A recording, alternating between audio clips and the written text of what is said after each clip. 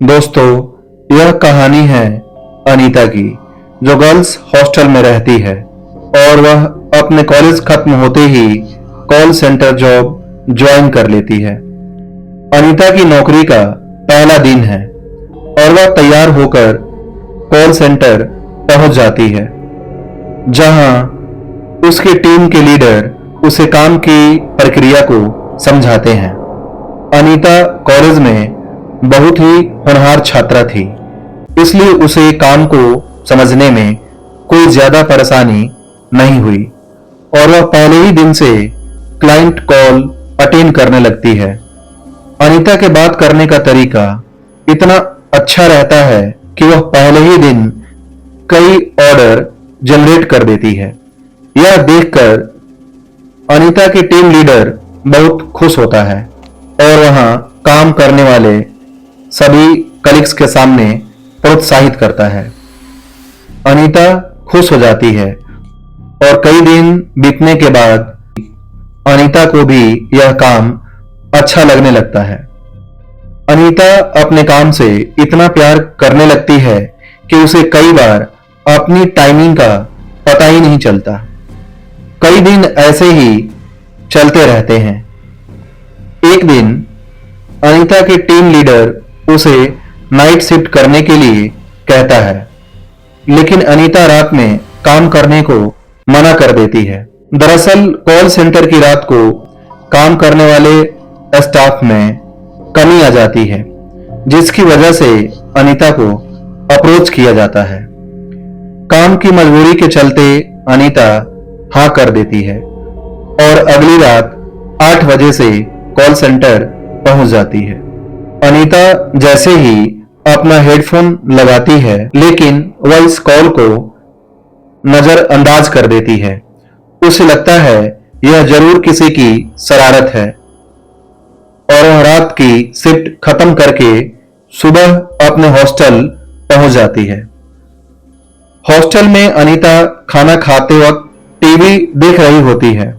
तभी उसे खबर मिलती है कि उसके टीम लीडर की कार एक्सीडेंट में मौत हो गई है और वह देखते ही अपना खाना छोड़कर कॉल सेंटर की तरफ भागती है।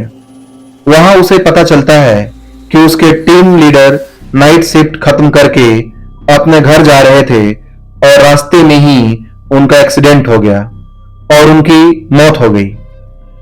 लेकिन अनीता इसलिए ज्यादा परेशान थी क्योंकि रात को जो कॉल आया था उसमें यही मैसेज था कि सुबह तुम्हारे टीम लीडर की कार एक्सीडेंट से मृत्यु हो जाएगी और वह कॉल हकीकत में बदल चुका था, जिससे अनीता बहुत परेशान थी।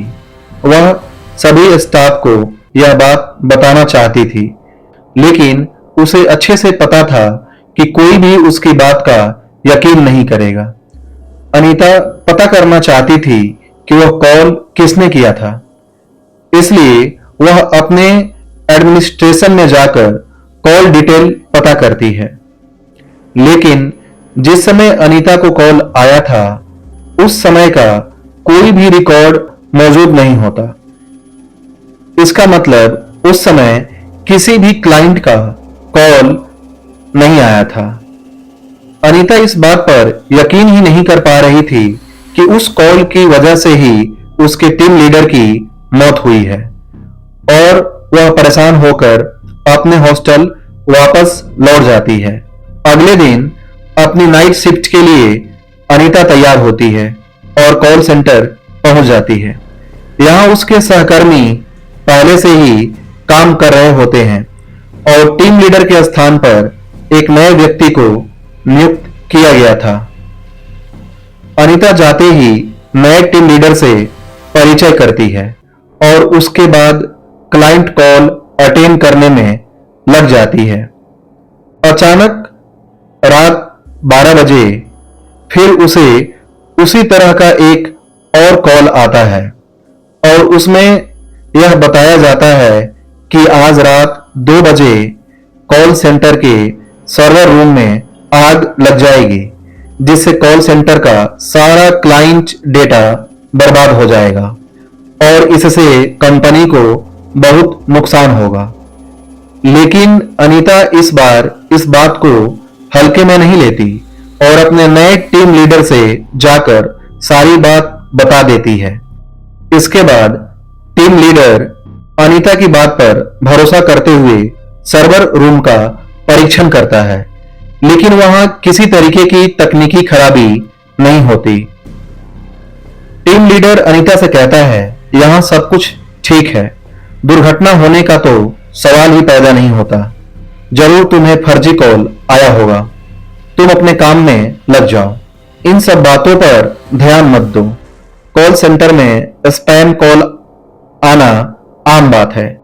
अनीता वापस कॉल अटेंड करने में लग जाती है। कुछ समय बाद जैसे ही 2 बजते हैं, सर्वर रूम में एक छोटा सा धमाका होता है और काम कर रहे सभी लोग भागते हुए वहां पहुंचते हैं और देखते ही देखते सारे कमरे में आग लग जाती है। टीम लीडर सभी से आग बुझाने को कहता है।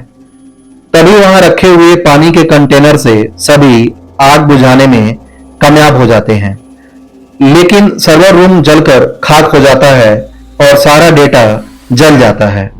मतलब जो कॉल आया था वह पूरी तरह सच साबित हुआ और यह बात केवल अनीता और उसका टीम लीडर ही जानते थे। अनीता का टीम लीडर उसे अपने चैम्बर में बुलाता है और उससे पूछता है, तुम्हें ऐसे कॉल कब से आ रहे हैं? अनीता कहती है, जिस दिन से मेरे काम की शिफ्ट चेंज हुई उसी रात 12 बजे पहला कॉल आया था, लेकिन मैंने उसे ज्यादा महत्व नहीं दिया और जब उस कॉल में बताई गई बात सच हो गई तो मैं दूसरी कॉल आते ही आपके पास आई और यह घटना भी सच हो गई। टीम लीडर अनीता के साथ मिलकर एक प्लान बनाता है और अगली रात 12 बजे के कॉल के लिए दोनों तैयार होते हैं, जिसमें एक ही कॉल को सुनने के लिए दोनों अलग अलग हेडफोन कनेक्ट करते हैं। 12 बजते ही कॉल आता है और अनीता कॉल रिसीव करती है और साथ ही अपने टीम लीडर को भी इशारा करती है ताकि वह भी कॉल में बताई जा रही बातें सुन सके। दोनों हेडफोन लगा लेते हैं। अनीता की हेडफोन में आवाज आती है कि आज कॉल सेंटर के चौकीदार की मौत करंट लगने से होगी। अनीता डर जाती है और अपना हेडफोन निकाल देती है और टीम लीडर के चैम्बर में भागते हुए जाती है और कहती है, सर सुना आपने, आज हमारे कॉल सेंटर के चौकीदार की मौत होने वाली है। लेकिन ताज्जुब की बात तो यह है कि टीम लीडर को कोई आवाज नहीं सुनाई दी थी और उसके हिसाब से अनीता को भी कोई कॉल नहीं आया था, क्योंकि ट्रैकिंग डिवाइस में किसी कॉल की पुष्टि नहीं हो रही थी। लेकिन टीम लीडर अनीता की बात पर यकीन करने लगा था और इसलिए वह अनीता की बात मान लेता है और फिर वह कॉल सेंटर के सिक्योरिटी स्टाफ को बुलाता है और उसे पता चलता है कि एक बहुत ही पुराने कर्मचारी हैं जो आज ड्यूटी पर नहीं आए हैं। शायद उनकी तबीयत कुछ ठीक नहीं होगी। टीम लीडर आए हुए सुरक्षा कर्मियों को केवल आज की रात इलेक्ट्रॉनिक सेटअप से दूर रहने का ऑर्डर देता है ताकि कोई करंट से न मारा जाए। सारी रात गुजर जाती है। अनीता की जान में जान आती है और वह टीम लीडर से कहती है, सर हमने अपने सुरक्षा कर्मियों को बचा लिया। लेकिन तभी टीम लीडर के मोबाइल पर मैसेज आता है, आज रात को वह सुरक्षा कर्मी करंट लगने से मर गया जिसने छुट्टी ले रखी थी। टीम लीडर परेशान हो जाता है और अनीता से कहता है, हमें इन हत्याओं का कारण जानना होगा क्योंकि हमारे कॉल सेंटर में लगातार ये हादसे हो रहे हैं और सिर्फ तुम्हें ही इसकी जानकारी क्यों मिल रही है। तभी दोनों कॉल सेंटर का इतिहास जानने की कोशिश करते हैं और पुराने कर्मचारियों से संपर्क बनाते हैं। उन्हें एक पुरानी कर्मचारी महिला मिलती है जो लगभग 12 साल पहले वहां काम कर रही थी, लेकिन उसके साथ कुछ पुरुष कर्मचारियों द्वारा गलत बर्ताव किया जाता था, इसलिए मजबूरी में उसने अपना काम छोड़ना पड़ा और उसकी सहेली, जिसका नाम भी अनीता था, उसके साथ बहुत गलत हुआ था, जिस सदमे से उसने उसी कॉल सेंटर में फांसी लगा ली थी और कुछ समय के लिए वह कॉल सेंटर बंद रखा गया था। अनीता की टीम लीडर को अब सारी बात समझ में आने लगती है और उसे एहसास होने लगता है कि वही लड़की अनीता से संपर्क बना रही है, क्योंकि वह अनीता में ही अपने आप को ढूंढ रही थी। अनीता यह बात जानते ही डर जाती है और वह अपनी नौकरी छोड़ने का फैसला करती है, लेकिन टीम लीडर उसे मनाने की कोशिश करता है और कहता है, तुम ही हो जो उससे संपर्क बना सकती हो और यदि तुम चली गई तो ये हादसे हमेशा होते रहेंगे और हमें पता भी नहीं चलेगा। जरा सोचो कितने निर्दोष लोगों की जान जा सकती है। और यह बात सुनते ही अनीता मन बना लेती है कि वह पता लगाकर रहेगी कि यह हादसे कैसे रोके जा सकते हैं और दोनों मिलकर एक व्यक्ति के पास जाते हैं जिसे वैज्ञानिक रूप से भूतों से संपर्क साधना आता था। उस वैज्ञानिक के पास जाकर उन्हें पता चलता है कि जब तक उसका बदला शांत नहीं होगा वह ऐसे ही हत्या करती रहेगी।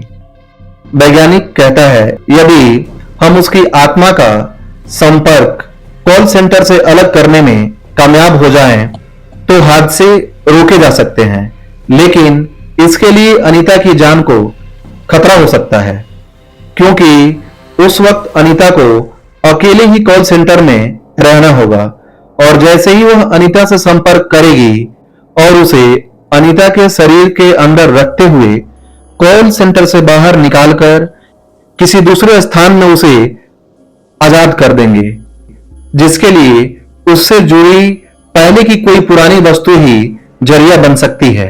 और अधिक जानकारी जुटाने से उन लोगों को पता चलता है कि जो हेडफोन अनीता इस्तेमाल करती थी उसे वह लड़की भी जो मर गई थी इस्तेमाल किया करती थी, लेकिन यह काम गुप्त तरीके से किया जाना था क्योंकि वहां के लोगों के होने से असफल होने का खतरा था। टीम लीडर सभी स्टाफ को छुट्टी दे देता है और फिर तीनों मिलकर योजना को अंजाम देने के लिए कॉल सेंटर पहुंच जाते हैं। रात 12 बजते ही हमेशा की तरह कॉल आता है और योजना के अनुसार वैज्ञानिक उस आत्मा को तकनीकी प्रक्रिया के तहत अनीता के शरीर में उसे प्रवेश करवा देता है और अनीता बहुत अजीब सा बर्ताव करने लगती है। उसे संभालना मुश्किल हो जाता है।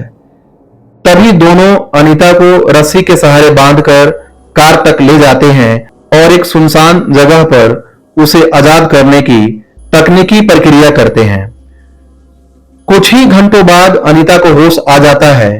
टीम लीडर यह देखकर बहुत खुश होता है क्योंकि उन्होंने खतरा उठाते हुए इतना बड़ा काम कर लिया था और बहुत से बेकसूर लोगों को मरने से बचा लिया था। इस हादसे ने अनीता को झकझोर के रख दिया था, इसलिए वह अपनी नौकरी छोड़ देती है और अपने गांव वापस चली जाती है। दोस्तों, यह कहानी कैसी लगी कमेंट सेक्शन में जरूर बताएं और वीडियो अच्छी लगी हो तो इसे लाइक करें, शेयर करें और चैनल को सब्सक्राइब करें।